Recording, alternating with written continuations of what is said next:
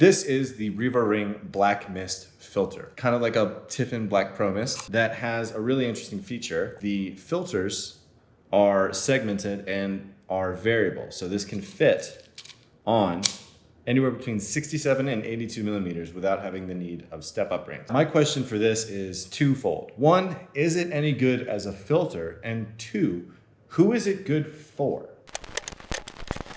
First things first, is this filter actually any good as a filter? Well, to test that out, I went on a shoot for my cousin's engagement and his fiance. My brother took some photos and I tagged along to shoot some behind the scenes videos. So check it out.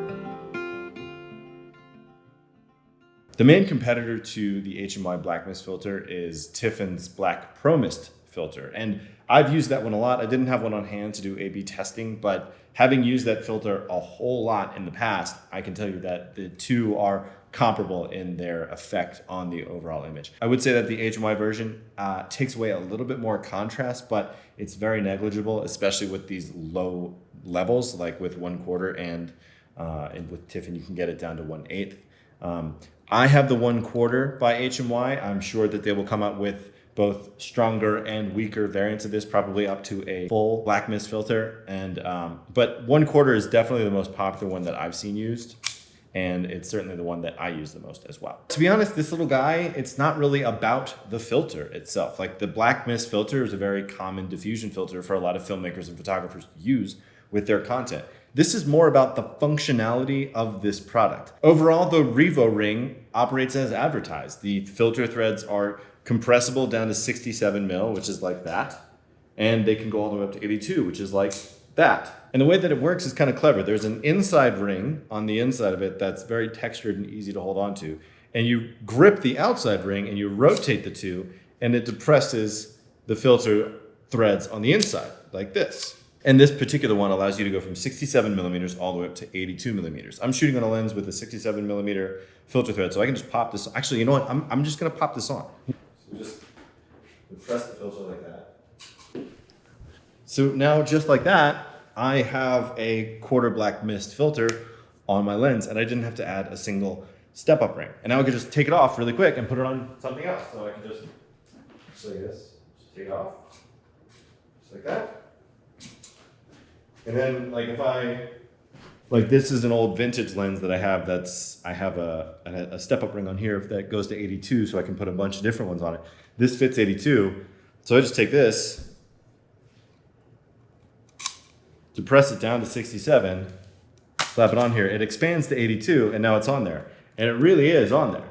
This is not going to go anywhere. This is actually a pretty solid little setup. And then just press it, take it off, and there we go. I'm sure that you can hear like the construction is all metal and it's feels really good inside of the hand. By and large, the shoot was problem-free, but I did encounter a couple of issues with the filter.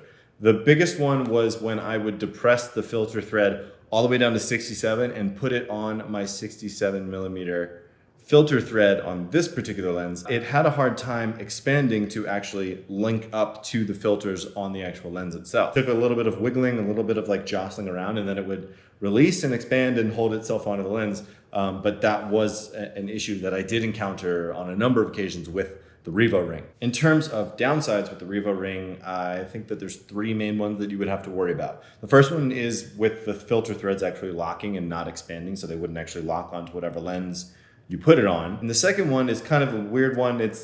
I wish that there were threads on the front of the Revo ring. There's no threads on the front of it, which means you can't stack anything. And you would probably think, well, you can just put the Revo ring on the front of whatever you're using. But for instance, if you're using a variable ND filter, it's very uncommon for variable NDs to have threads on the front of them. There's only a handful that I've ever seen that have filter threads on the front of the variable ND. I did find it a bit detrimental when I was shooting in like a lot of the bright sunshine because I couldn't have ND and have this on my camera at the same time. Third complaint is that the magnetic cap, which is this guy, is way too strong. Like it snaps onto the front of the lens in a really, really aggressive way. Like it's just very, very strong. And this is a 100% metal construction. So I've actually pinched my fingers pretty considerably. It's so strong that even when I put the camera down, I actually had like metal flakes from the gravel stick to the front of the filter because the filter magnets are so strong keeping the lens cap on the filter. Is the filter any good? Yes, of course it's good. It's fantastic. It's very well built.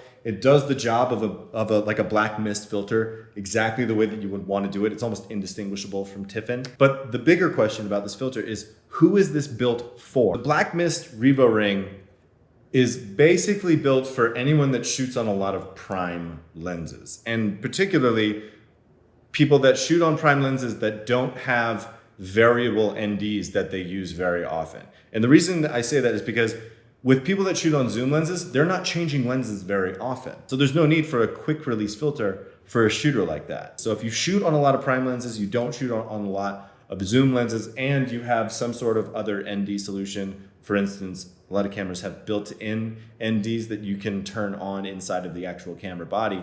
This would be a great solution for shooters like that. Overall, I think that the Blackmist Revo ring is a very viable solution for a lot of shooters that want that soft, diffused, kind of anti-digital look from their content, but they shoot in a very fast-paced environment. Specifically, those of you that shoot with prime lenses. That's my recommendation through and through, is that if you're a prime lens shooter and you need a mist filter on all of your lenses and you don't want to spend a lot of money on individual filters, this is the filter for you. Thanks so much for watching. Links are down below for all this stuff, and I will catch you in the next one.